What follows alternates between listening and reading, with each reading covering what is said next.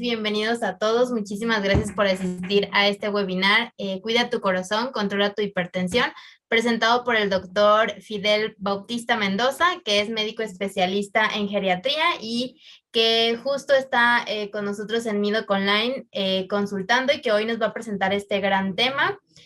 Pues bienvenidos a todos. Pues sin más, vamos a estar acompañándolos en esta hora, en este tiempo que vamos a estar compartiendo de gran información. Entonces, sin más, pues lo dejo a usted, doctor, presentarse y les voy a explicar un poquito la dinámica. Va el doctor a presentarles toda esta información y al finalizar vamos a hacer un pequeño tiempo para resolver dudas, preguntas y demás. Entonces, pues bueno, empezamos, doctor. Bienvenido.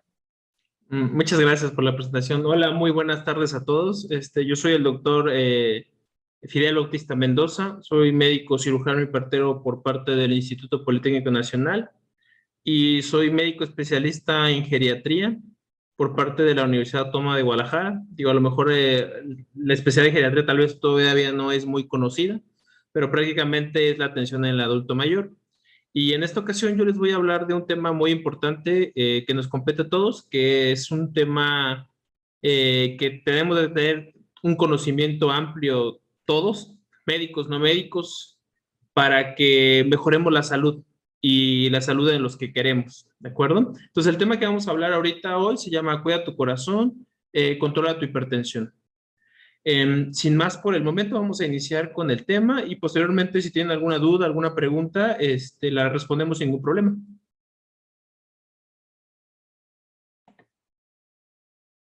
Y bueno, ¿cuál va a ser el orden del día? Pues más o menos vamos a tocar lo que es una introducción, cómo estamos en cuanto a la epidemiología nacional e internacional de esta patología, qué es como tal la hipertensión arterial como una enfermedad, cómo es su diagnóstico, cómo es su tratamiento, cuáles son sus complicaciones, cómo lo vamos a prevenir y la importancia de esto y las conclusiones de mi parte, y posteriormente va a haber una sesión de preguntas y respuestas.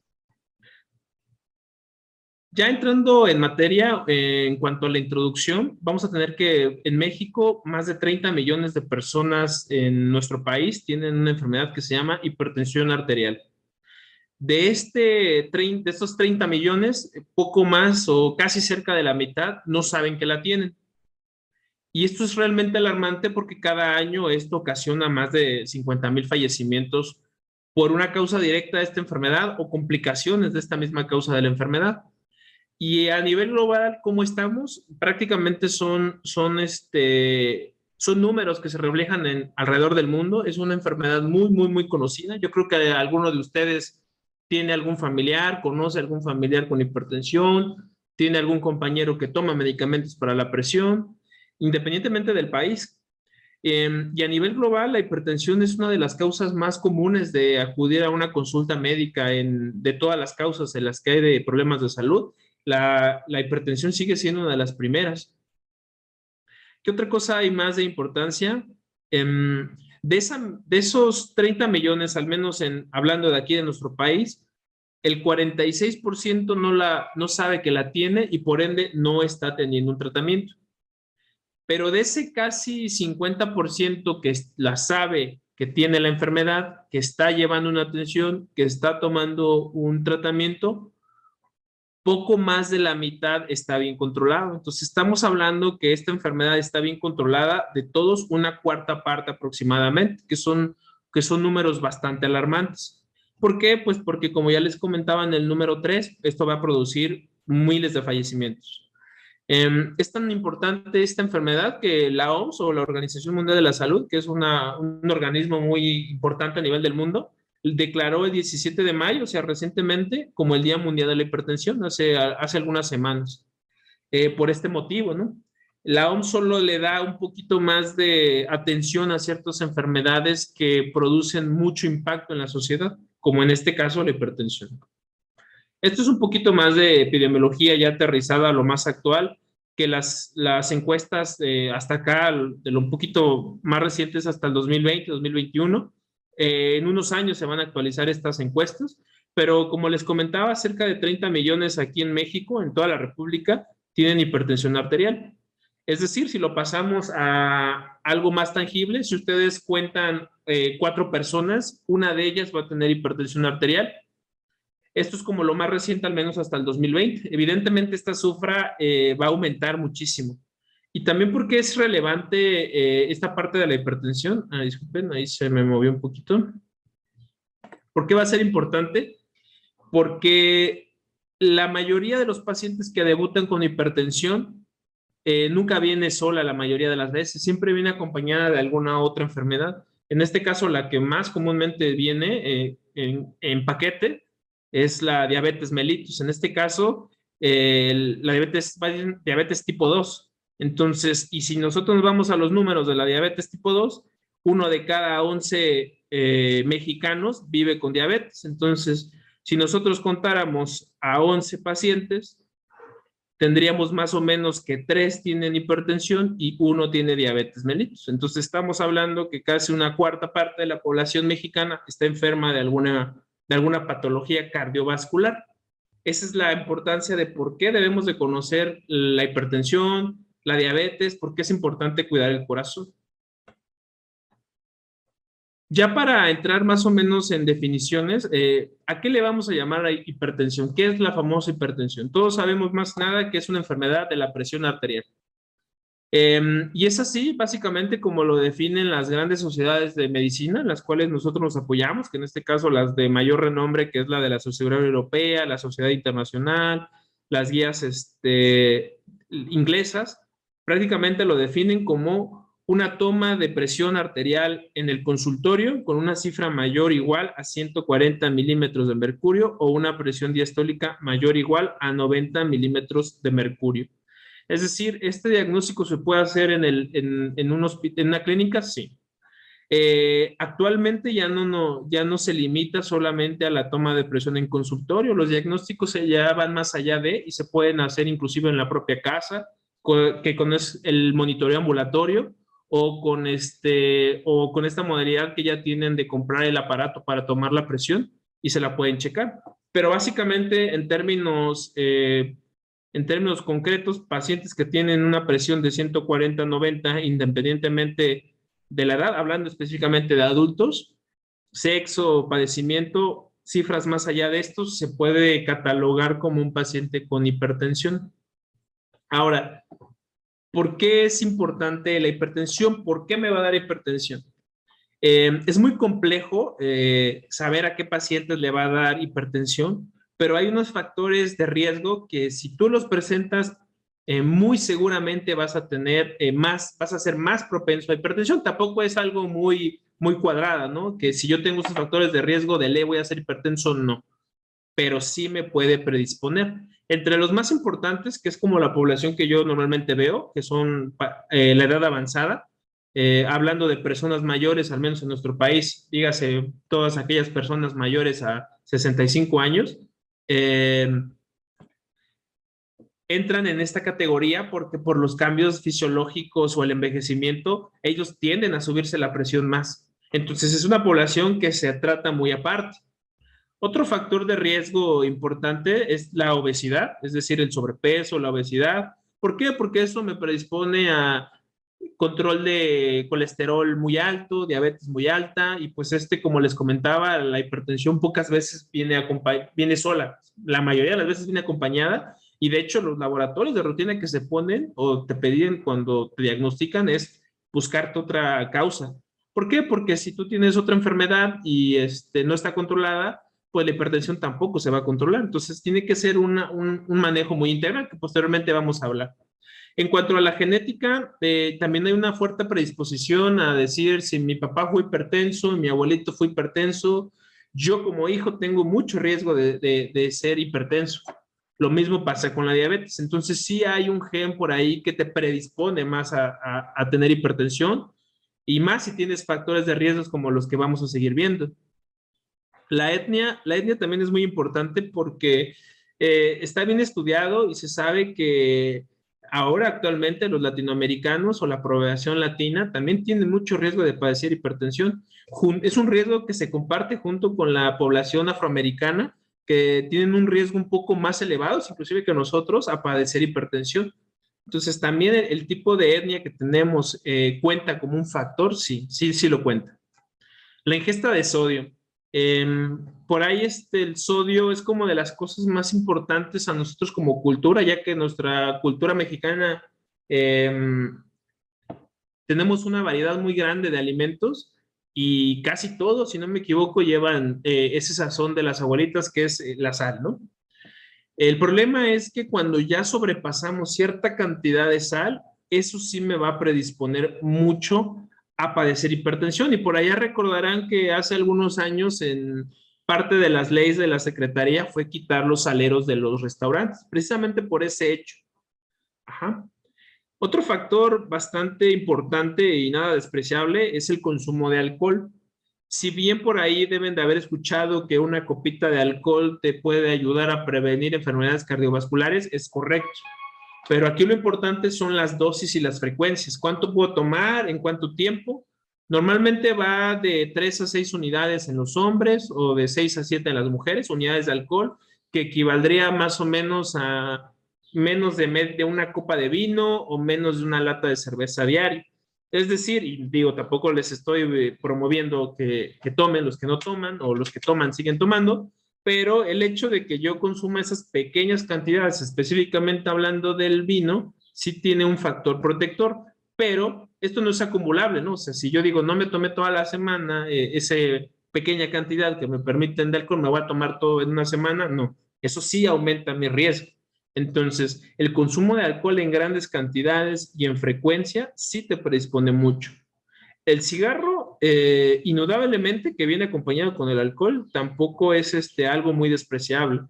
Los problemas respiratorios son como el pan de cada día de los pacientes que fuman, pero el problema del cigarro es que también te causa problemas o una tendencia mayor a hipertensión. Sobre todo, pues porque los que fuman ya tendrán la idea de que pues ganas un poquito de peso, te sube el colesterol, te puede dar diabetes y todos esos también se resumen en hipertensión, ¿no? Y el problema es todavía más complejo porque cuando tratas de dejar el cigarro, también te da ansiedad, subes de peso, comes más y comes más sal y tomas más alcohol y te da hipertensión. Entonces, es muy complejo este tema del cigarro. Es como de las grandes aristas para poder cuidar el corazón. Entre el cigarro y el alcohol creo que están de los grandes problemas que hay o las grandes áreas de oportunidad para poder prevenir o cuidar mucho el corazón.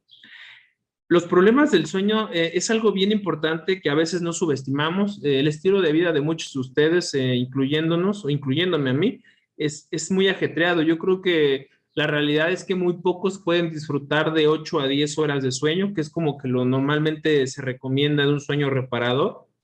Pero ustedes dirán, ¿me pasará algo si no duermo a mis horas? ¿Me pasará algo si descanso menos? La realidad es que sí. La realidad es que el dormir menos también te aumenta el riesgo cardiovascular y por ende te aumenta el riesgo de hipertensión. La actividad física también podría considerarse como una parte muy importante porque como población no estamos tan, tan habituados a tener este tipo de estímulo, de incentivarte a otros para ir a hacer ejercicio. ¿Cuánto es lo recomendable? Por ahí habrán muchas promociones en la televisión o en estos tipos de medios de difusión, pero prácticamente 150 minutos a la semana es lo que se recomienda. Actualmente la tecnología está muy avanzada y si ustedes se darán cuenta, yo creo que algunos de ustedes tienen muchos de estos relojes inteligentes como los smartwatch. Algo muy fácil que hicieron estas empresas es para más o menos saber con cuánto actividad física debes de hacer para no subir tanto de peso, es una caminata o dar más o menos el equivalente a 10,000 pasos al día, ¿no? Entonces, por eso ustedes encontrarán que alguno de los relojes inteligentes tiene como meta completar 10,000 pasos, porque en teoría esa es la actividad física mínima que necesitas para no subir tanto de peso. Ajá. Entonces, este es un apartado muy importante. Yo englobaría para estas cuestiones tecnológicas a estos dos. Y por último, que tampoco es nada despreciable este factor, que son los fármacos. Es decir, los propios medicamentos que uso, ya sean prescritos, autoprescribidos, no prescritos, inclusive para tratar otras enfermedades, me pueden generar hipertensión, sí, alguno de ellos sí, y no de una causa directa. Algunos medicamentos me pueden hacer que gane un poquito más de peso, entonces eso ya me predispone a hipertensión. Algunos medicamentos me pueden afectar a los problemas del sueño y eso ya me puede generar hipertensión. Algunos medicamentos me pueden hacer que retenga sodio y ya me genera hipertensión. Entonces, los fármacos también son un factor importante de riesgo para la hipertensión. Digo, no es que estén mal los medicamentos que tomen, simplemente que deben de estar bien indicados, bien prescritos en dosis y forma. Hablando un poquito de los grados de hipertensión, vamos a tener que, como les comentaba, es muy difícil poderles decir cuál es la presión arterial normal, porque pues ustedes conocerán también alguna dama o algún caballero que de repente se le dé como mareos, que se desmaye, le chequen la presión y anden en 160, 860, y para ellos eso es una presión muy baja, pero hay otras personas que tienen 110/90, 130/40 y se sienten muy bien. Entonces, ¿de qué depende esto? Hacia la presión hacia abajo, es decir, los límites inferiores, ¿cuándo es mala? Cuando produce datos de bajo gasto, como los que les comenté, desmayos, caídas, palpitaciones. En ese momento se tiene que abordar ese tipo de problemas. Pero en el caso de la hipertensión, lo que sí está bien definido es que a partir de esta cifra, que es la que normalmente ustedes conocen, que es 120/80, que es como la cifra que en todos lados se escuchan, nosotros la vamos a considerar como normal de ahí hacia abajo, mientras no tenga síntomas. Pero lo que sí se sabe bien en la ciencia es que a partir de aquí para abajo empieza a haber algunos problemas en los órganos, como problemas renales, problemas de otras enfermedades, problemas al cerebro, problemas al ojo. Entonces, por eso es que la hipertensión se define hasta estas tomas. Pero ¿qué pasa con esta gente que queda aquí más o menos en medio? En las nuevas guías a esto le llaman prehipertensión, ¿no? O le llaman hipertensión controlada. Entonces, son pacientes que pueden estar en estas cifras con un control adecuado o que son diabéticos o que son hipertensos, pueden andar en esas cifras como una meta de control. Esto es muy variable porque, pues, como ustedes sabrán, la presión también varía dependiendo si me la tomé bien, si el aparato fue el adecuado, si en ese momento no tomé café, té, comí mucha sal, o si en ese momento, no sé, estaba hablando y me pegué con algo y tengo dolor, eso sí puede incrementar la hipertensión. Entonces, para poder identificar todas estas variaciones de la hipertensión, nosotros como médicos estandarizamos una forma en la que se debe de tomar la presión arterial. ¿Y cuál es la forma adecuada en la cual yo puedo tomar la presión arterial de una manera que sea lo más fidedigna? Porque todo falla, ¿no? Y la mejor manera para tomar la presión arterial, pues es la que ustedes ya conocen, que tiene el brazalete, que llega la enfermera con su estetoscopio. Pues la realidad es que esa es la toma más certera, pero también depende mucho de quién la tome, ¿no? De la habilidad que tenga para escuchar los tonos, para ver los grados de presión arterial. Tampoco es muy difícil, ¿no? Pero sí depende la toma de quien la realice, ¿no? Y todavía se pone más complejo porque hay muchos aparatos en el mercado, muchos de ustedes los tendrán en casa, que sirven para tomar la presión. Hay algunos que son de muñeca, hay algunos que son de pulsera. Actualmente hay algunos que ya también se pueden hacer por medio de relojes inteligentes, pero más o menos la toma debe de ser la misma. ¿Cómo debe de ser una toma adecuada?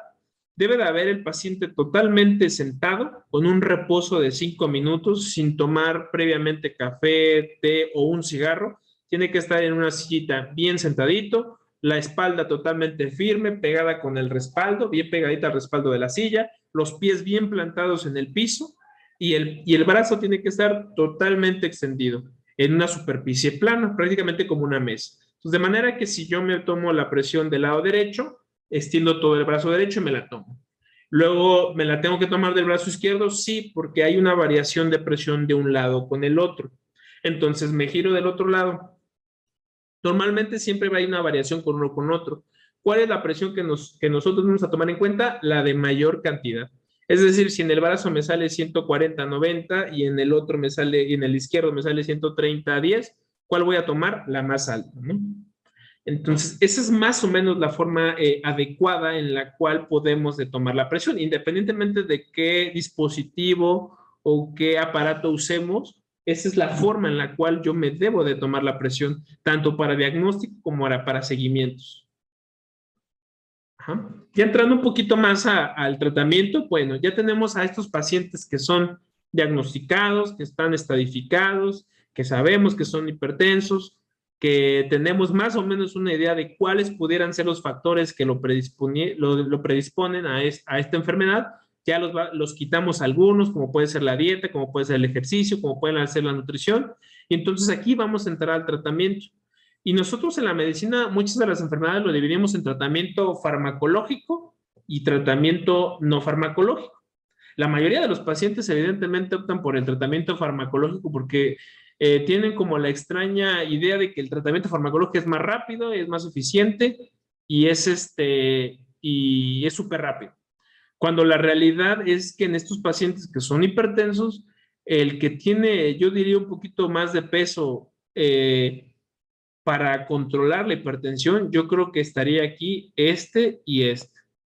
¿Por qué? Porque la realidad es que hemos tenido muchos pacientes que les hemos dado tratamientos farmacológicos de los más caros que ustedes se pueden imaginar, porque hay medicamentos muchísimo, muy caros y aún así no se pueden controlar.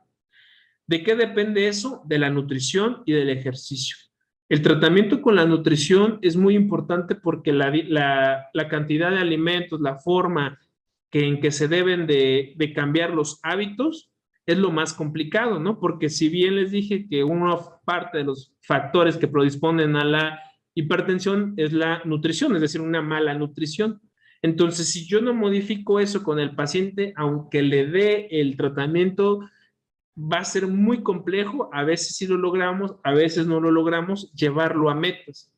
Y estos apartados son importantes porque esto prácticamente es hacer cambios en el estilo de vida, es hacer cambios en los hábitos, ¿no? Normalmente la mayoría de los pacientes que son hipertensos, los hábitos de nutrición y de ejercicio son un tanto deficientes. Entonces, el tratamiento también se enfoca en eso. Por eso es que también la ayuda con psicología es un pilar importante porque tienes que darle terapia cognitiva al paciente para hacerlo entrar en el switch de que el problema también reside en los hábitos malos que la mayoría tenemos, incluyéndome, porque los hábitos malos son muy fáciles de pegarse, pero los hábitos buenos, esos son también los que tenemos que contagiar a los demás. ¿Quién podría hablarles de esto? Pues los pacientes que tienen enfermedades, que ya se controlaron, que mejoraron su control ya después de hacer algunos cambios con nutrición y ejercicio, ¿no? Ahora, ¿por qué vamos a tratar la hipertensión? ¿Por qué es importante que yo como médico lo identifique? ¿Por qué como yo médico te diagnostique? ¿Por qué yo como médico te trate bien? Porque si ustedes recordarán, son de las primeras causas de mortalidad en México. Y normalmente las causas de mortalidad de estos pacientes, adivinen en quiénes, es en pacientes o población que es económicamente activa, es decir, todos nosotros. Pues de manera que al país no le es rentable que su población que es joven, que puede trabajar, que puede ayudar a la economía del país, se esté enfermando. ¿Por qué? Porque las complicaciones de la hipertensión, las vamos a ver ahorita, créanme que son muy devastadoras tanto para la economía del paciente como la economía de las instituciones como para la economía del país. Entonces, ¿por qué se trata? Una, porque los pacientes que tienen esta enfermedad, como ya les dije, siempre vienen acompañada de otros. Esta es una de tantas. Diabetes, dislipidemia, infartos. Pero todo esto se resume en eventos cardiovasculares mayores, que nosotros en la medicina le llamamos así, ¿no? Accidentes cardiovasculares mayores. ¿Cuáles son los eventos cardiovasculares mayores? Infartos, pero infartos de todo tipo, infartos en el corazón e infartos cerebrales. Los infartos cerebrales, dependiendo del tamaño y el tipo y la forma y el lugar, pueden dejar incapacitado a un paciente de por vida, le pueden mermar su calidad de vida de una manera importante, lo mandan a rehabilitación, tienen dolores, surgen muchas complicaciones. Entonces, el hecho de que nosotros tratemos la hipertensión y en general todas las enfermedades que aumentan el riesgo cardiovascular es para evitar esto, eventos cardiovasculares mayores. ¿Cómo disminuimos el riesgo cardiovascular? Pues una, haciendo detecciones de estas enfermedades. Una vez que ya las detectamos, la otra es tratándolas adecuadamente y controlándolas.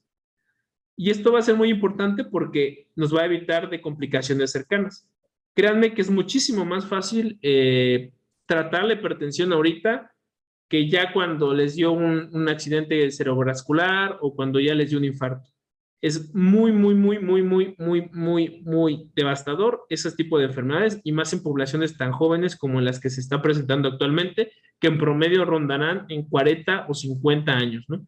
Actualmente yo trabajo también en el Instituto Nacional del Seguro Social y el promedio de edad depende del lugar donde estén, pero la mayoría de los pacientes que llegan con infartos cardiovasculares o infartos del corazón o infartos del cerebro son población muy joven.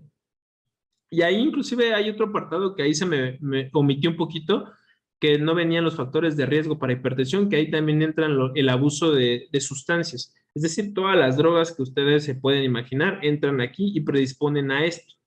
Y también pueden llevar a eventos cardiovasculares mayores. Entonces, esto es lo importante.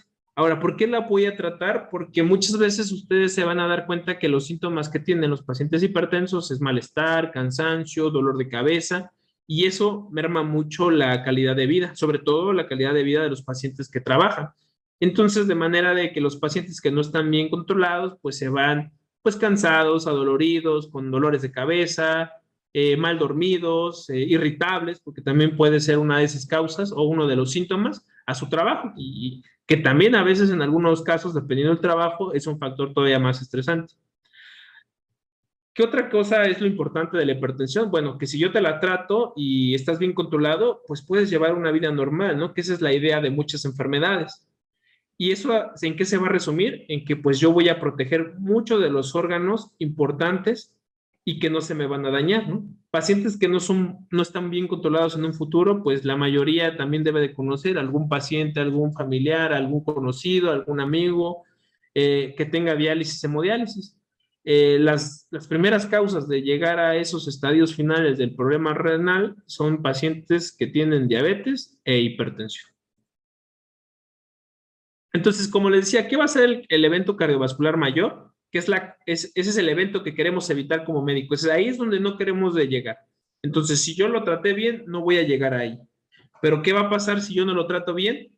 Lo que les comentaba, ¿no? Infartos cardíacos. Y aquí esa es una de las causas importantes y más mortales también en México. Es una de las primeras causas de mortalidad. Entonces, ¿de qué va a depender de los infartos cardíacos? También depende de la intensidad, del lugar y de la forma.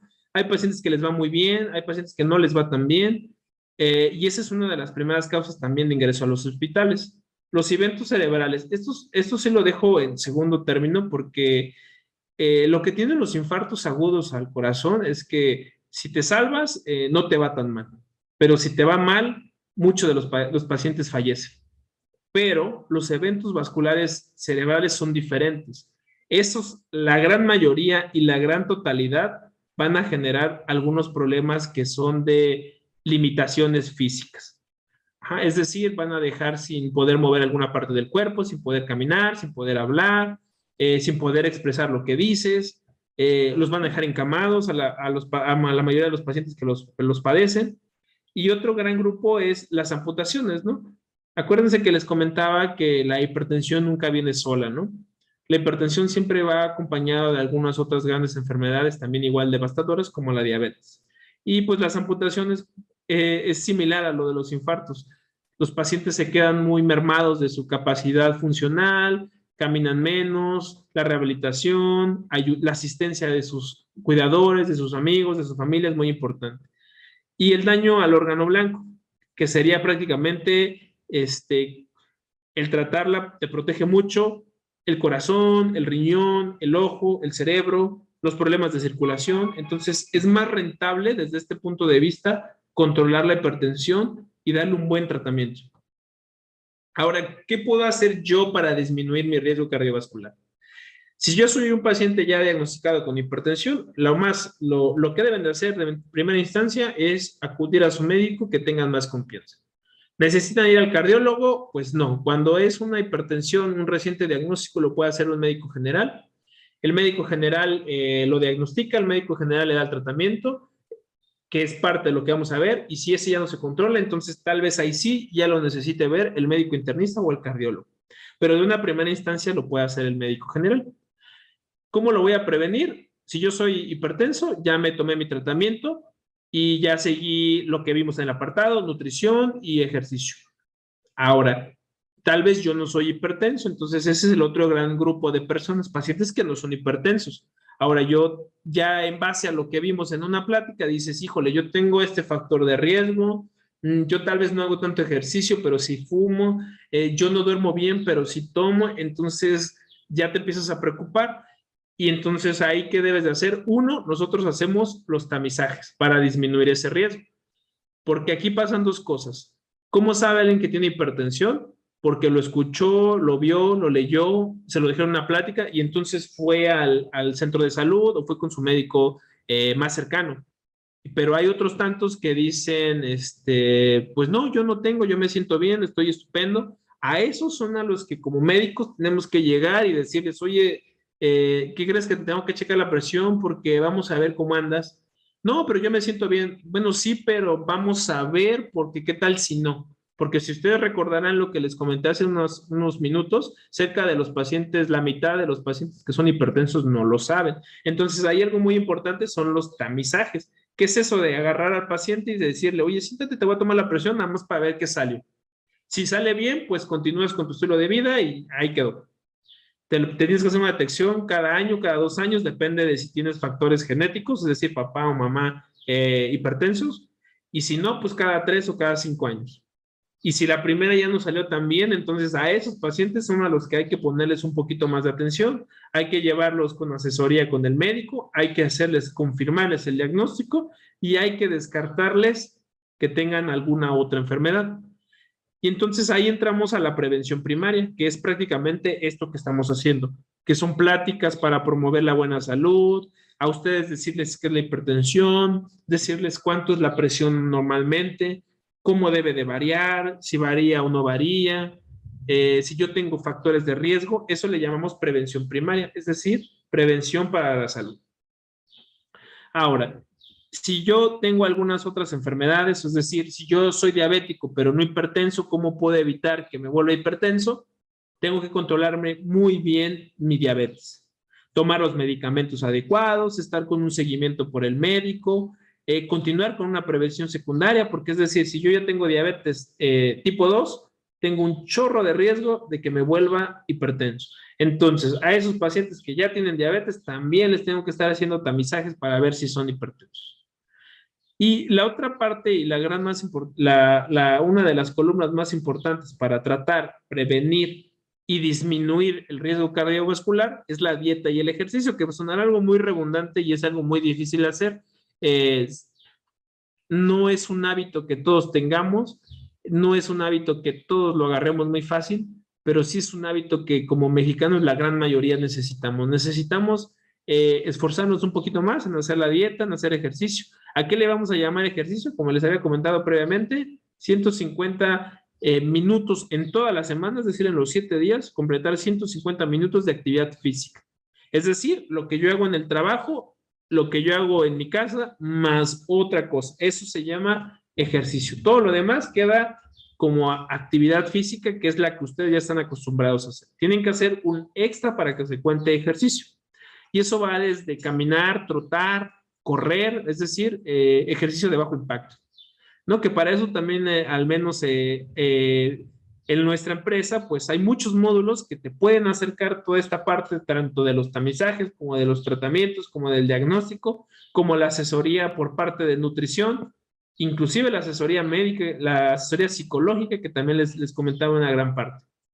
Ahora, esto es muy importante acerca de la obesidad. Primero, pues hay que como siempre le digo a mis pacientes, lo primero que hay que hacer es aceptar uno mismo que tenemos un problema, ¿no? Incluyéndome, porque muchos de nosotros médicos, hasta que ya no nos dice el paciente, doctor, ¿cómo me dice que baje de peso si usted no baja de peso?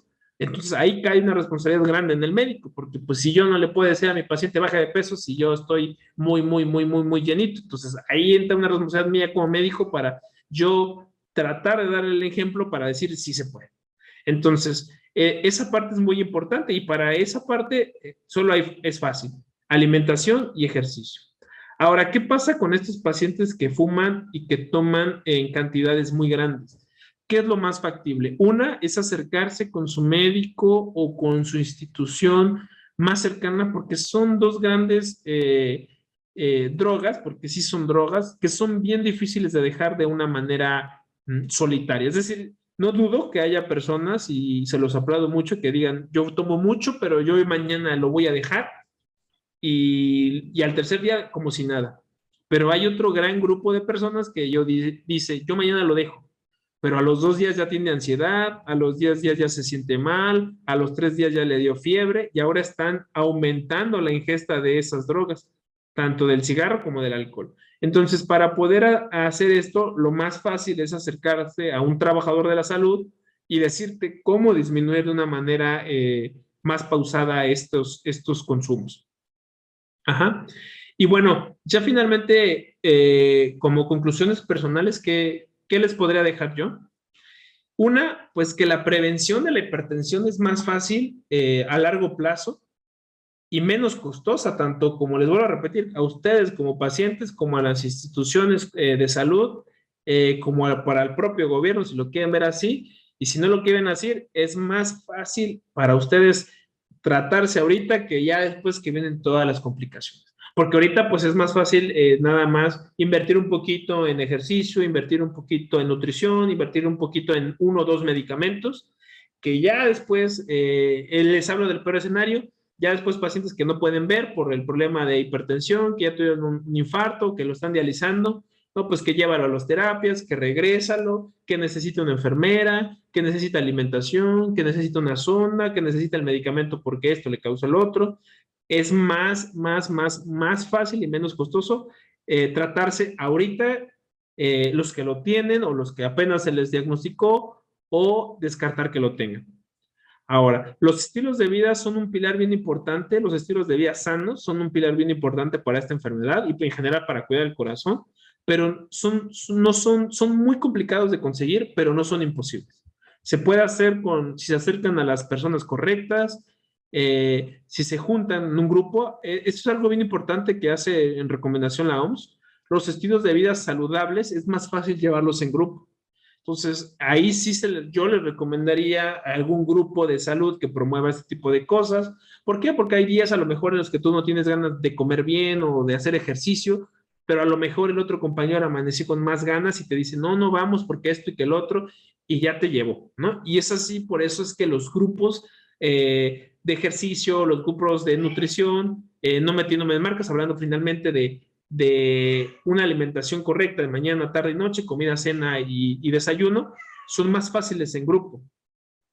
Ajá. Los antecedentes familiares son como el primer dato de la alarma que debemos de tener. Entonces, yo les diría esa parte a ustedes, o sea, ustedes dense cuenta o pregúntenle a sus padres, si yo tengo padres que son diabéticos, hipertensos, o tuvieron infartos en el corazón o en la cabecita, ahí es como diciendo, ah, caray, pues puede que si es genético, tal vez puede que yo también pueda ser hipertenso, que yo también pueda ser diabético, que yo también pueda ser el colesterol. Entonces ahí digo, bueno, voy a ver si sí soy o no soy, ¿no? Y a su vez, si ustedes se dan cuenta y recordarán los factores de riesgo que hay y dices, bueno, es que yo también tengo este y este, lo ideal sería descartar que tengan alguna enfermedad. Normalmente estos tamizajes empiezan desde los 20 años y se empiezan a afianzar a los 30 y a los 40 se deben hacer sí o sí. Si ya cuentas con una enfermedad cardiovascular, es iniciar el tratamiento cuanto antes. Es decir, si ya soy hipertenso, es iniciar el tratamiento desde que me dijeron que soy hipertenso. Es un diagnóstico muy complicado, créanme, lo he hecho muchas veces. No es fácil decirle al paciente, usted es hipertenso. Lo primero es la negación, decir, no, a lo mejor se equivocó, es que esto, es que comí mucha sal, es que vengo cansado, es que no tomé café, es que fumé, me eché un cigarro. Entonces, lo primero que yo les podría decir, uno, es aceptarlo si es que el diagnóstico es el correcto, porque una vez que lo acepte, es más fácil llevar un tratamiento y un seguimiento. Pero desde el momento en el que les dicen soy diabético, soy hipertenso, mi sugerencia es iniciar ese tratamiento desde ahí. Otro punto importante como conclusión es que el tratamiento siempre es integral. Pacientes que son diabéticos, que son hipertensos, que es algo que va mucho de la mano con los ideales de Mi Doc Online, que es dar un tratamiento muy integral a los pacientes, es que para este tipo de enfermedades tú necesitas un acercamiento por tu nutriólogo, necesitas un acercamiento con un psicólogo y necesitas un tratamiento con un médico. ¿Por qué? A lo mejor ahí no lo comenté, pero hay mucha incidencia de los pacientes que tienen enfermedades cardiovasculares que tienen ansiedad, depresión, insomnio, y el problema es que la ansiedad y la depresión mal controlada, pues también me generan que sea hipertenso o que se me descontrole la hipertensión o que me llegue a enfermar. Por eso es que se trata la depresión y la ansiedad, sobre todo en poblaciones más grandes. Y el último punto como conclusión mía es acérquense con su médico de confianza, ¿no? Si ustedes le tienen confianza a su médico y tienen una buena relación y hacen buen clic entre médicos, créanme que el tratamiento y el seguimiento va a ser muy bueno a largo plazo. Básicamente eso sería todo lo que les puedo hablar yo respecto a este tema. No sé si hay alguna duda, si hay alguna pregunta, algún comentario.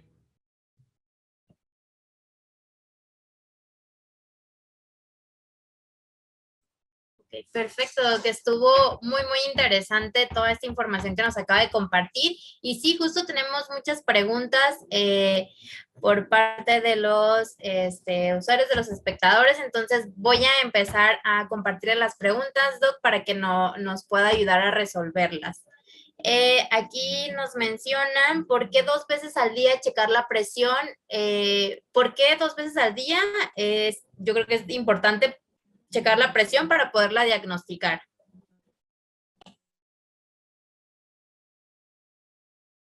Está en mute, Doc, no lo escuchamos. Ya. Normalmente cuando te hacen el diagnóstico pasan dos cosas. O que salga normal y a ese paciente le dices, si estuvo bien tomada la toma, le dices, y no tiene factores de riesgo, lo citas cada 5 años a tomarse esa toma. Si llega un paciente y tiene la toma, repito, en forma, la técnica correcta, y sale normal, pero tiene factores de riesgo, a ese lo tienes que citar 6 meses o lo tienes que citar más o menos en menos de un año, ¿no? Porque es un paciente que tiene factores de riesgo y se puede volver hipertenso. Pero hay otro paciente que llega y a lo mejor la cifra queda por ahí entre 120 y tantos con 80 y tantos, que estrictamente todavía no es hipertensión. Por ahí algunos le llaman prehipertensión. Entonces, a ese paciente le puedes hacer varias formas de diagnosticarlo, porque hay pacientes que tienen una hipertensión que les llamamos de origen oculto, ¿no? Que puede ser que nada más se le haya subido porque vio al médico, que esa se llama hipertensión de bata blanca, o que nada más se le suba en la noche, o que nada más se le suba en el día. Entonces, a esos hay que hacerles un diagnóstico diferente. Y parte que hacemos así algo muy rápido es decirle, chéquesela 1 o 2 veces. No tiene que ser al día, ¿no? Tiene que ser en un periodo corto de 5 o 7 días, 2 o 3 veces, pero a diferentes horas del día. Tal vez una en la mañana, tal vez una en la tarde, tal vez una en la noche, pero de la forma correcta. Perfecto. Sí, sí, sí, claro, es que a veces nos confundimos un poco en cada cuánto tenemos que tomarla o en qué momentos, como mencionabas, Doc, las variables, ¿no? Que pueden ser muchísimas para determinadas personas, ¿no? Sí, sí, Entonces, sí. esperamos haber podido responder muy bien esa pregunta, así es. Y nos preguntan también, ¿cuál es el estudio para la correcta determinación de la hipertensión? Ok. El estudio, como les comentaba hace ratito, basta con tener un baumanómetro y un baumanómetro y un personal capacitado, en este caso médico, enfermera, puede ser, que son los que escuchan con el estetoscopio, que ese es como el método más fiable. ¿Hay algún otro método? Como les decía, hay muchos aparatos que te ayudan para medir la presión, sí. ¿También te sirven? Sí, también son válidos, siempre y cuando ustedes, la parte de sus aparatitos, algunos no lo tienen, eso está mal, algunos otros sí lo tienen, pero normalmente tienen una marca que se llama ISO, que es como una norma oficial mexicana, de decir que ese aparato cumple con los estándares del país para decir que está bien calibrado y con ese aparato te puedes checar bien la presión. Entonces, pero basta con que un médico o una enfermera te ponga, como vimos, bien sentadito, tranquilo, 5 minutos de reposo, sin hablar, sin tomar café o té, te tome la presión y te la cheque. Y ahí pasa dos cosas, como les decía también, que esté alta y le dices, vuélvale a tomar en tanto tiempo, y si está alta esa otra vez, pues podríamos hacer el diagnóstico. Aquí pasa dos cosas que a veces también caemos en esa parte, tanto el personal médico, que la ve el alta la primera vez, entonces desde la primera vez, como les digo, que el tratamiento se da desde la primera vez, le dan el tratamiento para la presión y se lo dan al paciente y el paciente se lo toma y luego se toma la presión del paciente y sale normal y dice el paciente, pues yo no tengo hipertensión, ya salió normal, pero lo que no saben es que están tomando un tratamiento antihipertensivo y a veces hace que confundan al paciente pensando que no es, pero ya le dio tratamiento para la hipertensión y se lo está tomando y con eso se está controlando la presión, pero el paciente sigue pensando que no es hipertenso. Entonces, pero básicamente basta con que se le tome con un baumanómetro, médico, enfermera o un dispositivo certificado. Perfecto, Doc.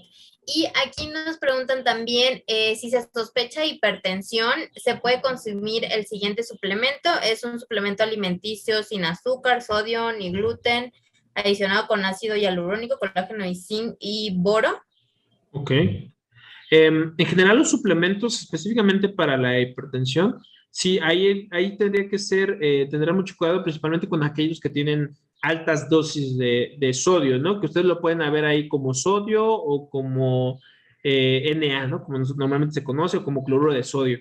Entonces, si tiene alto sodio, ahí sí yo no lo recomendaría tanto, principalmente para pacientes que son hipertensos. Digo, afortunadamente ya ahorita en México ya están las etiquetas, entonces, yo les diría que los suplementos que tengan mucha cantidad de sodio o que tengan mucha cantidad de ácidos grasos, yo no los recomendaría para pacientes que son hipertensos.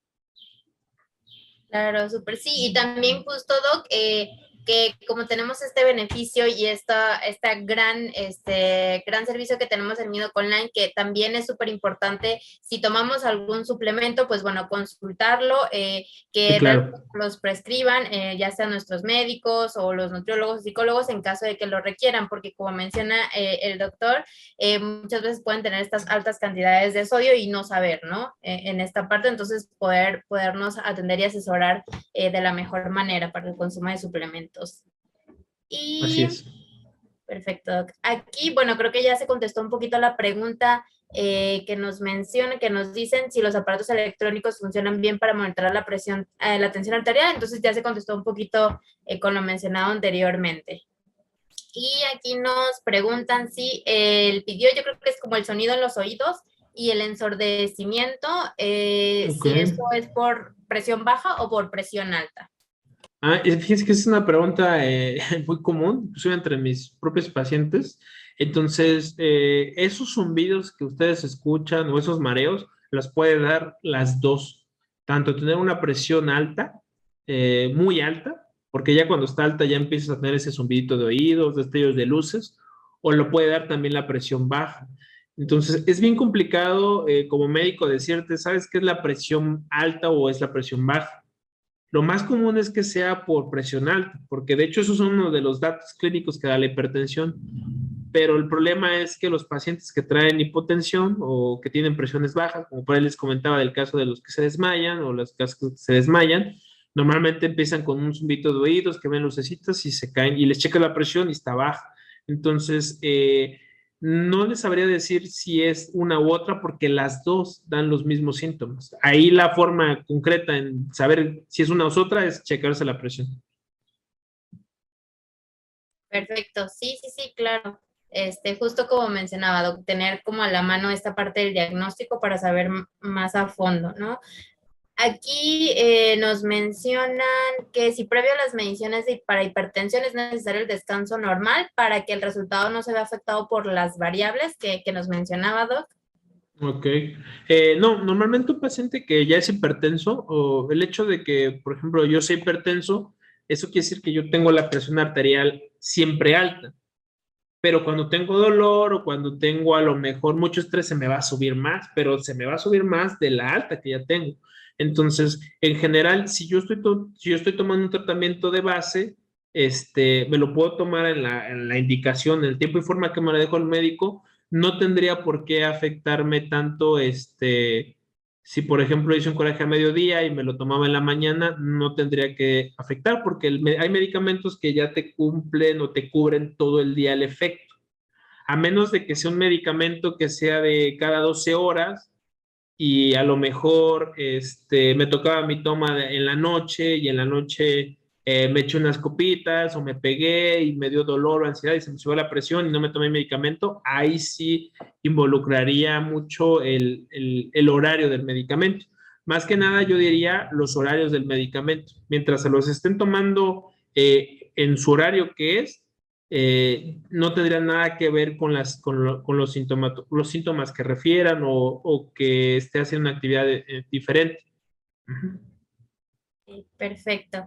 Aquí nos preguntan si el pulso acelerado se toma como presión alta, no saben si realmente tienen hipertensión y pues bueno, aquí nos mencionan que tiene, bueno, que quieren dejar el alcohol, que les gustaría tener un tratamiento para reducir su consumo y cómo hacerlo. La primera pregunta es de la frecuencia cardíaca. No, no necesariamente tener una frecuencia cardíaca alta es sinónimo de hipertensión, pero a lo mejor ustedes lo van a notar por ahí en algunos instrumentos de presión electrónicos, también te mide la frecuencia cardíaca.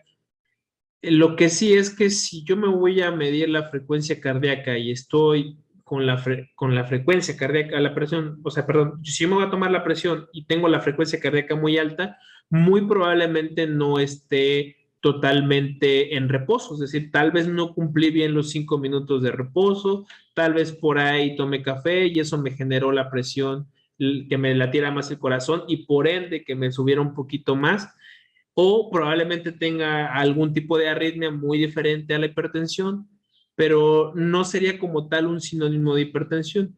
Yo lo vería más así, o sea, si me voy a tomar la presión arterial y traigo la frecuencia cardíaca alta, es por alguna cosa, o estoy estresado, o estoy ansioso, o tengo dolor, y entonces ahí sí me puede dar un falso negativo de decir que la tengo alta cuando realmente es ansiedad, presión o alguna otra enfermedad.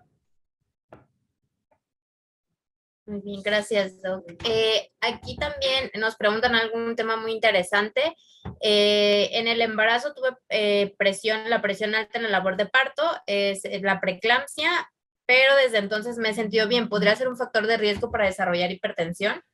Sí, fíjese que normalmente en el embarazo, las mujeres que ya tuvieron antecedentes o que ya tuvieron antecedentes o que ya tuvieron mm, el diagnóstico como tal de hipertensión y en el embarazo y ya dieron a luz, normalmente se les debe dar un seguimiento porque sí pueden tener más riesgo de ser hipertensas a posterior.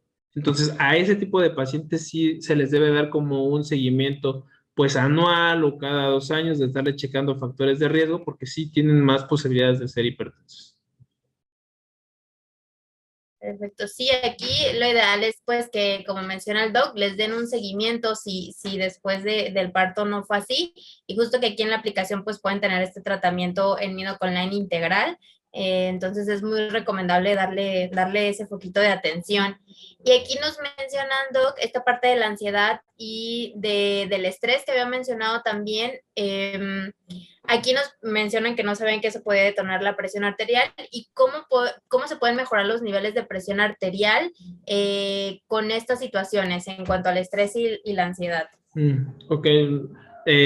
Para el estrés y la ansiedad, primero debes de tener como puesto diagnóstico, ¿no? Porque hay muchos tipos no hay muchos tipos de ansiedad y estrés, simplemente hay mucho tipo de estrés. El estrés como tal, cuando ya no lo puede contener, uno o se vuelve depresivo o se vuelve ansioso, y el que está depresivo se vuelve ansioso y el que está ansioso se vuelve depresivo. Pero el punto gatillo es entre tantas cosas, es el estrés. Lo primero que se hace en esos casos es uno, identificar el factor estresante. O sea, si el factor estresante, pues a lo mejor es el vecino que hace mucho ruido en las noches y no me deja dormir y eso me está generando que esté más ansioso, más irritable, más. sería ese, uno, quitar el factor estresante. Si yo como tal no logro identificar un factor estresante, una sería acercarte con el médico que te hiciera un tamizaje de ansiedad o depresión, posteriormente con el psicólogo para que te ayude con la conducta y ya después de eso ver si requieres algún tratamiento farmacológico, o sea, algún medicamento, porque no todas los trastornos de la personalidad como ansiedad y estrés se tratan con medicamentos. Perfecto. Y aquí nos preguntan cuántas mediciones exactamente se deben de realizar para confirmar el diagnóstico de hipertensión. Pues básicamente con unas dos tomas, o sea, con 2 tomas en un tiempo no mayor a 7 días, es decir, en una semana. Por eso les decía que normalmente se les pide que se la chequen 2 o 3 veces por semana, obviamente sin tomar ningún medicamento para la presión y sin tener una técnica correcta. Con esas 2 o 3 tomas en una semana, ya en diferentes horarios, ya puedes integrar el diagnóstico. Y ahí se te va el factor de que a lo mejor te agarré en un momento en el que se te sube o se te baja con esas tomas. Por eso se les pide que sea en un momento y en un tiempo diferente. Perfecto. Bueno, ya casi estamos por terminar las preguntas. Y sobre el ejercicio diario, comenta 1000 pasos al día. ¿Es acumulado o es más efectivo realizarlo en un solo recorrido? No, de hecho, son 10,000 pasos. Este, los que tienen muchos estos relojitos, no sé, la mayoría yo creo que trae de Samsung o trae los de Apple, tienen una ruedita. Entonces, normalmente es un contador de pasos. O sea, esos son pasos que ustedes hacen sin siquiera darse cuenta. Es decir, si tú vas de aquí, no sé, a la tienda, ya te los empieza a contar. Si estás sentado y vas al baño, te los empieza a contar. Entonces, el chiste de todo esto es mantenerte en movimiento para que puedas tener esos 10,000 pasos, ¿no? Que es como una buena meta para empezar a promover la movilización y la actividad física en aquellos que no están tan habituados. Dejarse como meta juntar los 10,000 pasos. Son 10,000, pero sí se pueden hacer.